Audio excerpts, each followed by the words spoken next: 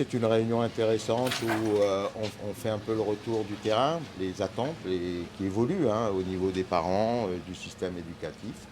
Et il est ressorti qu'il faut continuer le travail. Il y a encore un besoin d'expliquer les démarches, d'expliquer comment c'est qu'il faut que les gens comprennent deux choses. La première, c'est que ce n'est pas la MDPH qui pose le diagnostic du handicap. Ce n'est pas notre compétence que de dire cet enfant est diagnostiqué autiste, trisomie 21 ou autre chose.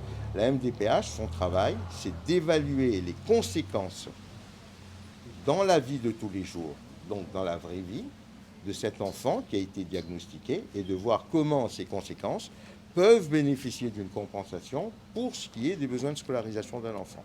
Donc ça, c'est la première chose, c'est qu'il ne faut pas venir voir la MDPH sans avoir fait au préalable un diagnostic. Et ce n'est pas la MDPH qui fait le diagnostic, ce sont les professionnels de santé du secteur sanitaire qui le font. La deuxième chose qui me paraît important de dire au moment de cet échange d'aujourd'hui, c'est qu'il y a trop de dossiers de scolarisation qui arrivent de façon imparfaite.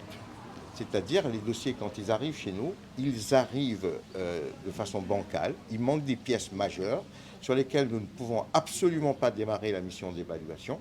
Et il nous paraît important aujourd'hui, pour les parents qu'ils peuvent, c'est de leur dire de porter eux-mêmes l'ensemble du dossier avec les accompagnateurs, y compris la MDPH, pour que les choses se passent bien.